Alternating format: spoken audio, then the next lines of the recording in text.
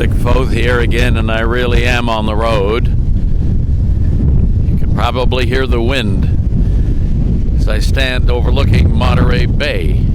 It is early May, and it's a beautiful blue day with some horsetail clouds high in the sky. And it wasn't just too long ago that the bay was calm, and now it seems to be getting whipped up a bit.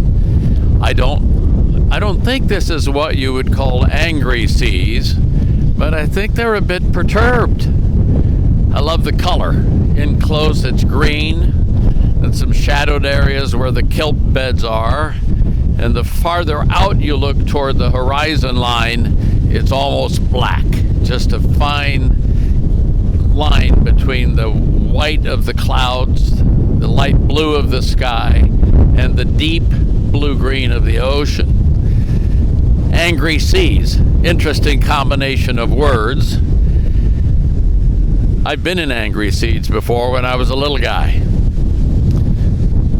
When I was 7.5 years old, we came home from India on a Danish freighter, 5,000-ton, what we would call a tub today, the Johannes Maersk, but hit a typhoon 3 days out in the Indian Ocean. Now those seas were blazing mad. They were hopping mad. They were over the bow of the ship mad. I'm 7.5 years old, and I think I'm going to die. I can't even remember America, and I'm going to die. Love is not angered easily. Love is patient. Love is kind. Does not boast. It's not rude. It's not self-seeking. And is not easily angered. What is it about anger that we all identify with? Well, we all know how it feels. This is Dick Foth, Stories from the Road, here on West Cliff Drive in Santa Cruz, California. And get out of the wind. It's in the mid-50s, but it feels a bit nippier than that. And we'll finish this up in a few.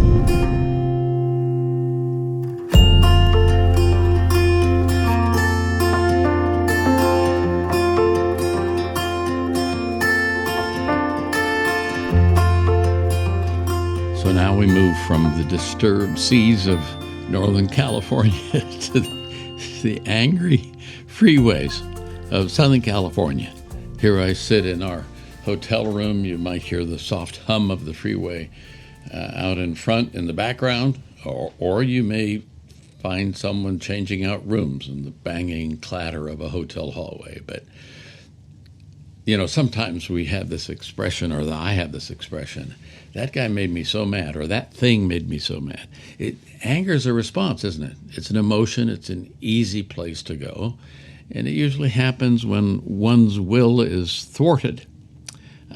Our granddaughter, Allie, who now is the mother of two, she's in her 30s, and her folks tell the story of her once throwing a tantrum on a hotel room entryway in the lobby. She was upset about something, threw herself down, screamed and kicked. They let it happen. That's always a challenge for me to let it happen, but that's sometimes how it has to happen. And then she stood up, brushed down her little dress, and said, "Me better now." That's probably not too bad a way to handle anger. Anyway, rather than pretend that we'll never feel angry, Scripture simply says to be slow to become angry. That's actually in a letter that James, the younger brother of Jesus, wrote. God is slow to anger, abounding in love. That's way back from the Psalms. Those are poems and songs written 1,000 years before Jesus. And this description is telling, isn't it? That even though it says that God can get angry, it says that he overflows with love. So slow to anger, abounding in love. The connection between the two is clear, isn't it? Love puts the brakes on anger. It slows it down for the sake of the one loved. That goes back to the overarching theme of this text in Corinthians. Love is patient, love is kind. So anger in itself is not a violation. It's not sinful, to use theological language. But you hear this clearly with the Apostle Paul in Ephesians, the 4th chapter, where he writes to the Ephesians, in your anger, do not sin. This is verse 26. Do not let the sun go down while you're still angry. It's saying keep short accounts, if you will. I love that couple that were asked, what made your marriage work after all these years? And they said, we never let the sun go down on our anger, always settle things. And then they would pause. They paused and said, of course, sometimes the sun didn't go down till 2 or 3 o'clock in the morning. I like that.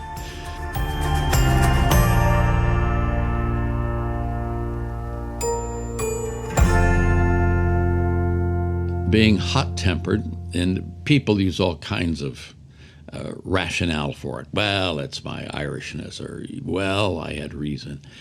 Being hot-tempered usually involves making snap judgments, seeking vindication for something, and refusing to grant second chances. You cross me, you're done, that kind of attitude. But that's, whatever that is, that's not true love. True love refuses to jump to conclusions. Refuses to jump to conclusions. I've done that. Refuses to take revenge. I don't think I've done that too much. Or hastily judging people. Refuses to do that. I think I've probably done that. The fact that love is not easily angered just highlights God's patient love for the entire world. Whatever part anger plays in my life, where it shows up, expresses itself, we need to understand this, that anger is a choice. When I get angry, it's my choice.